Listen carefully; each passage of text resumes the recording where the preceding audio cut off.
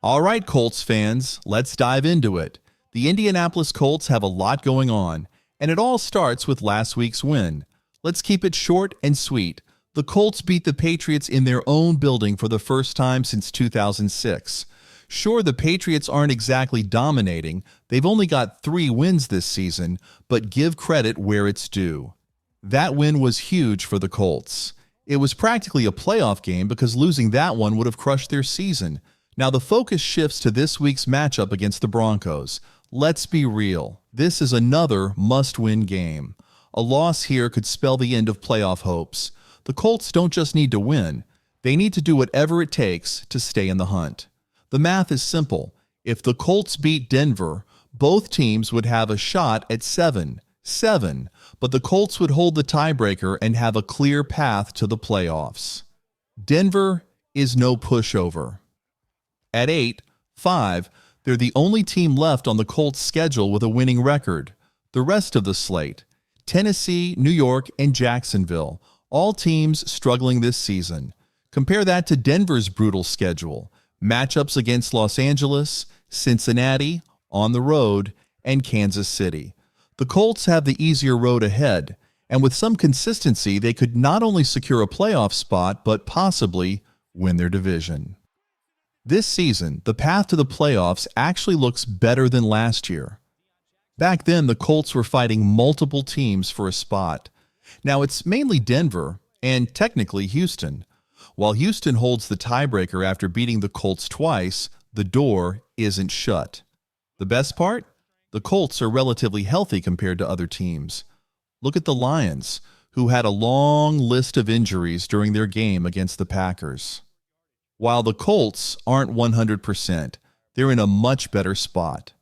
Anthony Richardson's health was a big question mark coming into the season, but the team has stayed resilient. Here's the bottom line. If the Colts win this week, their playoff chances jump to 52%.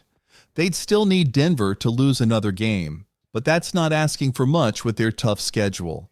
If the Colts win out and finish 10-7, they've got a real shot at the division. So Colts fans, keep the faith. The season's still alive, and this team has a chance to make some noise. Let's see how it all plays out. Let's talk about the playoff picture, Anthony Richardson, and some key players making an impact. First off, I'll admit that winning the division feels like a long shot. Houston has a manageable schedule. Not too hard, not too easy. But honestly, just grabbing the 7th seed would be a huge accomplishment. Think about it. Sneaking into the playoffs as the 7th seed means a likely matchup against Buffalo or Kansas City on the road. It's no cakewalk, but getting Anthony Richardson into a playoff game while he's healthy, that would be a win in itself. This is essentially Richardson's rookie season since injuries wiped out most of his actual rookie year. He only managed to finish one full game last year, the Rams game. He came close in the Jaguars game but had to leave late due to injury. Now we're seeing glimpses of what he can become, and there's a lot to like. Let's start with Richardson's passing. Yes, he's still working on his accuracy, but he's making huge strides in other areas. His average depth of target, ADOT, is 13.3 yards, ranking 2nd in the entire NFL. And when it comes to big-time throws, he's leading the league with an impressive 7.4%. For a quarterback still developing, that's outstanding. Now let's talk about his rushing. Richardson ranks 8th among top 10 QBs in combined rushing EPA, expected points added.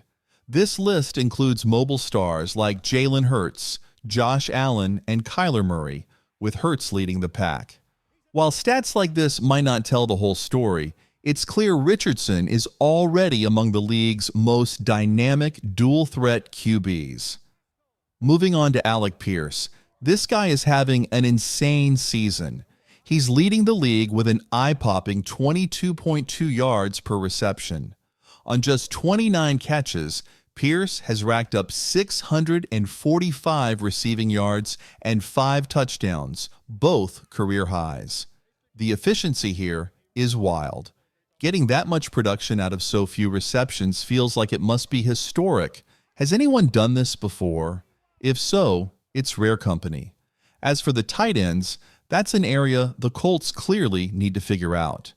Are they underperforming because they're not getting enough opportunities, or are they just not that talented? Honestly, it's probably a mix of both.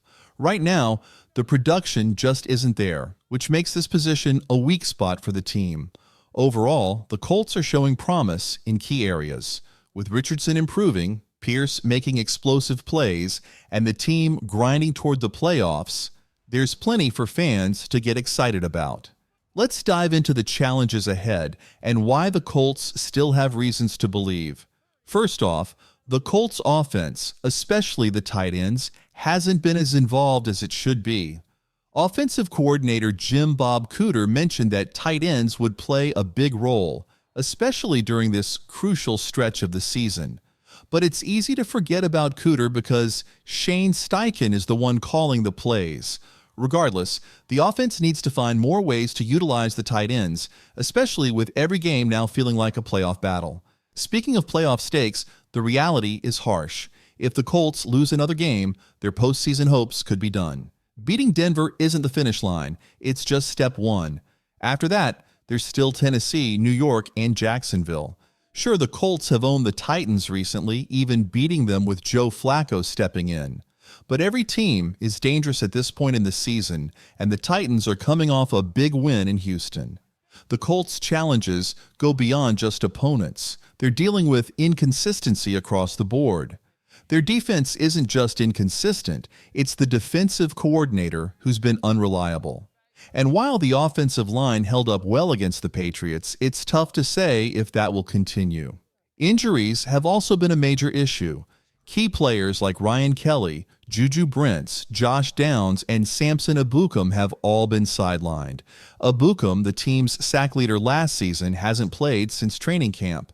If this roster were fully healthy, it's not hard to imagine the Colts sitting at 8-5 right now.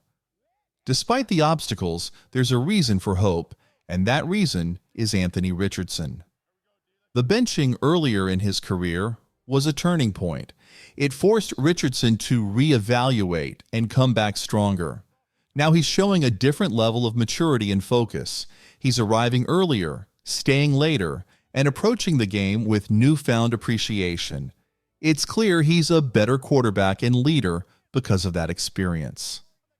This Colts team isn't perfect, but there's something exciting about their potential. With only a 2-game gap between them and Houston, the season is far from over. If Richardson and the team can rise to the occasion, the Colts might just surprise everyone. The Colts are still in the fight, and here's what it'll take to get over the hump.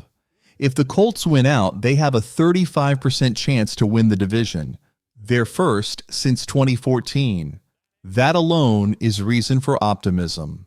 Sure, we're still under .500 and just beat the struggling Patriots, but progress is progress. The Colts are heading in the right direction, and I believe in this team.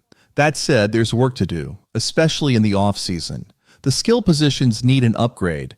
Take Adonai Mitchell, for example. He was phenomenal in college, but it hasn't fully translated to the NFL yet. Of course, growing pains are expected. Mitchell is a rookie, and Richardson is still essentially playing like one too until he gets a full season of starts under his belt. Mitchell has shown flashes of potential, but has had some issues with drops. With time, I think he'll be fine, but adding more depth and talent at the skill positions will be crucial. The tight end group, in particular, has huge room for improvement. It's an area where we can really grow, and finding more dynamic players there would help unlock this offense. On the defensive side, we need to talk about Gus Bradley. If Bradley can step up and deliver solid performances over the next 4 games, I'd be okay with keeping him around. But if he doesn't, the Colts need to seriously evaluate his future. We've seen mixed results this season. Drake May picked the defense apart, yet we held our own against the tough Lions team. The Jets game was another mixed bag with some bright spots and frustrating moments. The issue might not be entirely on Bradley. The personnel isn't elite, but at some point, a coordinator needs to elevate the unit. Right now, Bradley just isn't delivering consistently, and it's hard to ignore. Bottom line, the Colts are in a good spot, but improvement is key. With upgrades at the skill positions and clarity on the defensive side, this team has a bright future. For now, it's about locking in for these final games and keeping the momentum going.